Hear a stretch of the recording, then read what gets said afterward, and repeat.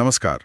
आज हम नवरात्रि के पहले दिन माँ शैलपुत्री पर थोड़ी गहराई से बात करने वाले हैं। हमारे पास ना उनके बारे में, उनकी पूजा विधि, कथा, इस सब पर एक काफी अच्छी जानकारी है। तो उसी के आधार पर उनकी अहमियत समझने की कोशिश करेंगे। बिल्कुल। तो आज का हमारा मकसद है समझना कि भाई माँ शैलपुत्री आखिर हैं कौन, उनका ये नाम कैसे पड़ा, उनकी कहानी क्या है, और सबसे जरूरी, नवरात्रि के पहले ही दिन उनकी पूजा क्यों होती है और कैसे की जाती है। जी। और ये बात सोचने वाली है ना कि पर्वतराज हिमालय की बेटी जो खुद स्थिरता और शक्ति का प्रतीक है, वो एक बैल पर सवार है। मतलब इसमें जरूर कोई गहरा संदेश होगा। चलिए यहीं से बात शुरू करते हैं। हाँ हाँ, बिल्कुल। देखिए, नवरात्रि के जो 9 दिन हैं वो अपने आप में एक आध्यात्मिक यात्रा है, और माँ शैलपुत्री इस यात्रा का पहला और बहुत ही महत्वपूर्ण पड़ाव है। उनसे शुरुआत करने का अपना एक खास मतलब है जो स्थिरता और दृढ़ता से जुड़ा है। अच्छा, तो सबसे पहले बात करते हैं कि माँ शैलपुत्री दिखती कैसी हैं। जो जानकारी हमारे पास है वो बताती हैं कि वो पर्वतराज हिमालय की पुत्री हैं। इसलिए शैल यानी पर्वत और पुत्री यानी बेटी मिलकर बन गया शैलपुत्री। जी। और जैसा आपने कहा, वो बैल पर विराजमान है, जिसे वृषभ भी कहते हैं। उनके दाहिने हाथ में त्रिशूल है और बाएं हाथ में कमल का फूल। बिल्कुल सही। लेख में ना उनके कुछ और नाम भी बताए गए हैं, जैसे वृषारूढ़ा, शायद इसीलिए क्योंकि वो वृष पर आरूढ़ हैं, मतलब सवार हैं। हाँ हाँ, बिल्कुल, वृष पर आरूढ़ यानी वृषारूढ़ा। और उन्हें पार्वती, उमा और सती भी कहा जाता है। ये इतने सारे नाम, इनका आपस में क्या क्या कनेक्शन है? देखिए, ये नाम असल में उनके जीवन के अलग-अलग पड़ावों और स्वरूपों से जुड़े हुए हैं। सती उनका पहला रूप था, आप कह सकती हैं। फिर उन्होंने शैलपुत्री के रूप में जन्म लिया और आगे चलकर वही पार्वती और उमा के नाम से जानी गई।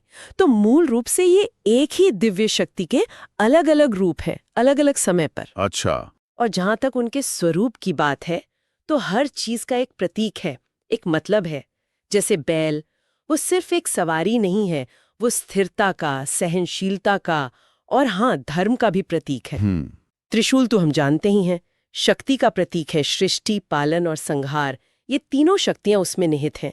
ये शिव और शक्ति दोनों के पास होता है। और कमल का फूल। हाँ, कमल क्यों? कमल का फूल पवित्रता, सुंदरता और अनासक्ति का प्रतीक है। मतलब जैसे कमल कीचड़ में खिलकर भी उससे ऊपर रहता है, वैसे ही संसार में रहकर भी सांसारिक मोह माया से ऊपर उठने का संदेश देता है। वाह, कमल वाली बात तो काफी दिलचस्प है। अच्छा, अब उनकी कहानी पर आते हैं। मैंने सुना है और लेख भी यही कहता है कि उनका पिछला जन्म सती के रूप में हुआ था। वो दक्ष प्रजापति की बेटी थीं और भगवान शिव की पत्नी। जी हाँ। कहानी कुछ ऐसी है कि दक्ष ने एक बहुत बड़ा यज्ञ किया, पर उसमें शिव जी को बुलाया ही नहीं। हाँ, उनका अपमान किया एक तरह से। बिल्कुल। और इससे सती को बहुत दुख हुआ, बहुत आहत हुई। अपने पति का ये अपमान वो सह नहीं पाई और कहते हैं कि उन्होंने उसी यज्ञ की अग्नि में खुद को समर्पित कर दिया। जी, आत्मदाह कर लिया। लेकिन कहानी यहाँ खत्म नहीं होती। अगले जन्म में उन्होंने पर्वतराज हिमालय के घर जन्म लिया, और क्योंकि वो पर्वत की बेटी थी तो कहलाई शैलपुत्री। बिल्कुल। बाद में फिर उन्होंने तपस्या की और शिवजी को दोबारा पति रूप में पाया। तो यही शैलपुत्री रूप है जो नवदुर्गा का पहला स्वरूप माना जाता है। एकदम सही। और ये कहानी जो है ना, ये असल में कई गहरे संदेश देती है। इसमें पुनर्जन्म का सिद्धांत है, भक्ति की अद्भुत शक्ति है और समर्पण का भाव है। सती का वो अंत और फिर शैलपुत्री के रूप में एक नई शुरुआत, ये एक चक्र को पूरा करता है। इसीलिए नवरात्रि के पहले दिन उनकी पूजा होती है। ये एक नई, एक पवित्र शुरुआत का प्रतीक है। ये हमें ये भी याद दिलाता है कि जीवन में कभी-कभी अंत भी एक नई शुरुआत का दरवाजा खोल सकता है। ये तो बहुत बहुत ही प्रेरणादायक बात है। चलिए अब ये समझते हैं कि उनकी पूजा कैसे की जाती है। हमारे पास जो जानकारी है उसमें पूजा की तैयारी से लेकर पूरी विधि तक सब कुछ बताया गया है। जी। तो शुरुआत होती है सुबह स्नान करके, साफ कपड़े पहनकर। फिर पूजा की जगह को साफ करके एक चौकी पर लाल या सफेद कपड़ा बिछाते हैं। हाँ, ये तो सामान्य तैयारी है। हाँ, और फिर आता है घट स्थापना, जिसे कलश स्थापना भी कहते हैं। लेख में लिखा है कि मिट्टी के एक बर्तन में जौ बोए जाते हैं। जी, जौ। फिर एक कलश लेते हैं, तांबे का या मिट्टी का, उसमें जल भरते हैं। फिर उसमें कुछ चीजें डालते हैं, जैसे सुपारी, सिक्का, थोड़े चावल। फिर आम के पत्ते लगाकर ऊपर नारियल रख देते हैं और इसी कलश को देवी का रूप मानकर पूजा जाता है। ये जौ बोने का और कलश रखने का कोई खास मतलब होता होगा? हाँ, बिल्कुल होता है। घट स्थापना जो है वो किसी भी पूजा या शुभ काम की शुरुआत में देवी देवता को स्थापित करने और उनका आवाहन करने का प्रतीक है। एक तरह से ये ब्रह्मांड का गर्भ का प्रतीक भी है। और मिट्टी के बर्तन में जौ बोना, देखिए जौ सृष्टि का, उर्वरता का और खुशहाली का प्रतीक है। ऐसी मान्यता है कि ये जौ जितने अच्छे उगते हैं, आने वाला साल उतना ही अच्छा जाता है। ये हमें प्रकृति से भी जोड़ता है। अच्छा, ये बात है। और पूजा की सामग्री में दीपक, धूप, अगरबत्ती, फूल, फल, मिठाई जैसी आम चीजों तो हैं ही, पर लेख में खास तौर पे गाय के घी या दूध से बनी चीजों का भोग लगाने की बात कही गई है, जैसे बर्फी हो गई या खीर, साथ में मिश्री, सुपारी, लौंग भी। ये गाय के दूध या घी पर इतना जोर क्यों? देखिए, हमारी भारतीय परंपरा में ना गाय और उससे मिलने वाली चीजों को, खासकर घी और दूध को, बहुत पवित्र और सात्विक माना जाता है। हाँ, ये तो है। तो देवी को इनका भोग लगाना एक तरह से अपनी शुद्ध भक्ति और सात्विक समर्पण को दर्शाने का तरीका है। ये दिखाता है कि हम उन्हें सबसे पवित्र और सबसे उत्तम चीज अर्पित कर रहे हैं। समझ गया। अच्छा, फिर मंत्र जाप का भी जिक्र है। माँ शैलपुत्री का एक बीज मंत्र बताया गया है, ओम देवी शैलपुत्राय नमः। इसके अलावा लोग दुर्गा चालीसा या दुर्गा सप्तशती का पाठ भी करते हैं। ये मंत्र जाप का क्या असर होता है, मतलब साइंटिफिकली या स्पिरिचुअली? मंत्र सिर्फ शब्द नहीं है, वो ध्वनि के कंपन है, वाइब्रेशंस है।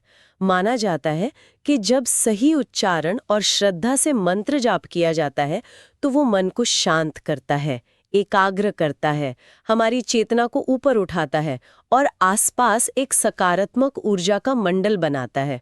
और बीज मंत्रों में तो कहते हैं कि देवता की मूल शक्ति ही समाहित होती है। अच्छा। तो ओम देवी शैलपुत्र्याय नमः का जाप माँ शैलपुत्री की ऊर्जा से जुड़ने का सीधा तरीका है। और पूजा के अंत में माँ को तिलक लगाना, लाल फूल चढ़ाना, फिर घी का दीपक जलाकर आरती करना, शंख और घंटी भी बजाई जाती हैं। ये सब तो पूजा का अभिन्न अंग है। जी हाँ, आरती से पूजा संपन्न होती है। व्रत के बारे में भी लिखा है कि कुछ लोग पूरे दिन का उपवास रखते हैं, कुछ फलाहार करते हैं या फिर सात्विक भोजन लेते हैं जिसमें लहसुन प्याज जैसी चीजें नहीं होती। ये सात्विक भोजन वाला नियम क्यों जरूरी माना जाता है इन दिनों में? देखिए, नवरात्रि सिर्फ पूजा पाठ का समय नहीं है, ये आत्मशुद्धि और अनुशासन का भी समय है। आयुर्वेद और योग में ऐसा माना जाता है कि लहसुन प्याज जैसी कुछ चीजें तामसिक प्रकृति की होती हैं। तामसिक मतलब वो शरीर और मन में उत्तेजना या भारीपन, आलस्य ला सकती हैं। जबकि सात्विक भोजन जैसे फल, सब्जियां, दूध, ये हल्का होता है, सुपाच्य होता है और मन को शांत रखने में मदद करता है। तो इस पवित्र समय में सात्विक भोजन करने से तन और मन दोनों की शुद्धि होती है, जिससे ध्यान और भक्ति में मन ज्यादा लगता है। अच्छा, तो ये तन और मन दोनों की शुद्धि के लिए है। ये तो हुई पूजा विधि की बात। अब आते हैं माँ शैलपुत्री के आध्यात्मिक महत्व पर। लेख में एक बहुत ही दिलचस्प बात लिखी है कि योग साधना में माँ शैलपुत्री को मूलाधार चक्र से जोड़ा जाता है। ये मूलाधार चक्र क्या होता है? हाँ, ये बहुत महत्वपूर्ण बात है। देखिए, योग में हमारे शरीर के अंदर 7 मुख्य ऊर्जा केंद्र माने गए हैं, जिन्हें चक्र कहते हैं। मूलाधार चक्र इनमें सबसे पहला चक्र है, जो हमारी रीढ़ की हड्डी के सबसे निचले हिस्से में स्थित होता है। सबसे नीचे? जी, ये हमारे अस्तित्व का आधार है, हमारी जड़ें हैं कह सकते हैं। इसका सीधा संबंध स्थिरता, सुरक्षा की भावना, आत्मविश्वास और जमीन से जुड़े रहने यानी ग्राउंडिंग से है। अच्छा, तो फिर माँ शैलपुत्री का संबंध इस मूलाधार चक्र से कैसे जुड़ता है? ये कनेक्शन कैसे बनता है? आप खुद सोचिए, माँ शैलपुत्री कौन है? पर्वत की बेटी शैलपुत्री। और पर्वत क्या है? स्थिरता का, दृढ़ता का, अचल होने का सबसे बड़ा प्रतीक। हाँ, बात तो सही है। तो उनका मूलाधार चक्र की अधिष्ठात्री देवी होना कितना स्वाभाविक लगता है। जैसे पर्वत हमें आधार देता है, वैसे ही मूलाधार चक्र हमारे ऊर्जा शरीर का आधार है। तो ऐसी मान्यता है कि माँ शैलपुत्री की पूजा करने से ये चक्र संतुलित होता है, जागृत होता है, जिससे जीवन में स्थिरता आती है, भय कम होता है और आत्मविश्वास बढ़ता है। वाह, ये कनेक्शन तो वाकई बहुत गहरा है, मतलब नाम में ही उनका गुण छुपा है। बिल्कुल। अच्छा, लेख में एक और बात भी है ज्योतिष से जुड़ी हुई। कहा गया है कि माँ शैलपुत्री की पूजा से कुंडली में चंद्रमा से जुड़े दोष दूर होते हैं। अब इसका क्या आधार हो सकता है? देखिए, ज्योतिष में चंद्रमा को मन का कारक माना जाता है। हमारी भावनाएं, हमारी माँ और जल तत्व, इन सब का प्रतिनिधित्व चंद्रमा करता है। हाँ, मन का कारक। तो अगर किसी की कुंडली में चंद्रमा कमजोर हो या किसी पाप ग्रह के प्रभाव में हो, तो ऐसा व्यक्ति भावनात्मक रूप से बहुत चंचल हो सकता है, अस्थिर हो सकता है, मन में डर, उदासी ये सब रह सकता है। अब माँ शैलपुत्री, जो खुद स्थिरता और मानसिक बल का प्रतीक है, उनकी पूजा करने से मन को शांत करने में मदद मिलती है, भावनाओं को संतुलित करने और अंदर से एक मजबूती महसूस करने में सहायता मिलती है। तो इस तरह से वो चंद्रमा से जुड़े जो नकारात्मक प्रभाव हैं, उन्हें कम करने में सहायक होती हैं। अच्छा, यानी उनकी पूजा से मन शांत और स्थिर होता है। बिल्कुल, और शायद इसीलिए लेख में ये भी कहा गया है कि उनकी आराधना से जीवन में स्थिरता, संयम और साहस आता है। ये सब चीजें कहीं ना कहीं एक दूसरे से जुड़ी हुई लगती हैं। बिल्कुल जुड़ी हुई हैं। आप सोचिए, जब आपका आधार मजबूत हो, यानी मूलाधार चक्र संतुलित हो, और आपका मन शांत और स्थिर हो, यानी चंद्रमा का प्रभाव सकारात्मक हो, तो जीवन में स्थिरता तो आएगी ही। आप सोच समझकर फैसले ले पाएंगे, यानी संयम आएगा। और जब आप स्थिर और संयमित होंगे, तो चुनौतियों का सामना करने का साहस भी अपने आप आएगा। ये तो बिल्कुल तार्किक बात लगती है। जी। बैल पर सवार हैं, दाहिने हाथ में त्रिशूल और बाएं में कमल धारण किए हुए हैं। जी। उनकी कहानी सती के आत्मदाह से शुरू होती है, फिर शैलपुत्री के रूप में नया जन्म होता है और अंततः शिव से मिलन होता है। हाँ, एक पूरी यात्रा है। हाँ, हमने उनकी पूजा के खास तरीकों को भी समझा, जैसे घट स्थापना, जौ बोना, सात्विक भोग का महत्व और मंत्र जाप के पीछे का विज्ञान। जी, विधि और उसका अर्थ। और सबसे महत्वपूर्ण ये जाना कि वो आध्यात्मिक रूप से मूलाधार चक्र की देवी हैं, हमारी जड़ों को मजबूत करती हैं, ज्योतिषीय रूप से चंद्रमा के दोषों को शांत करती हैं और हमें स्थिरता, साहस और किसी भी नई शुरुआत का वरदान देती हैं। आपने बिल्कुल सही सारांश दिया।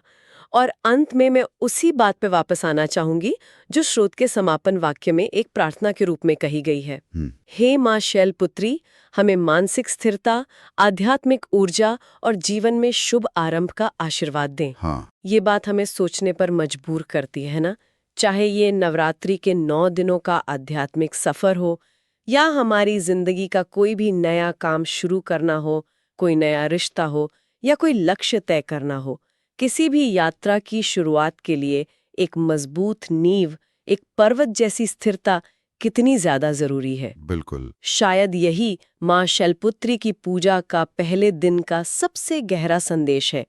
किसी भी चीज की शुरुआत करने से पहले अपनी जड़ों को, अपने आधार को मजबूत करो, क्योंकि यही स्थिरता हमें आगे बढ़ने का हौसला और संबल देती है। इसके बिना तो हम डगमगा जाएंगे।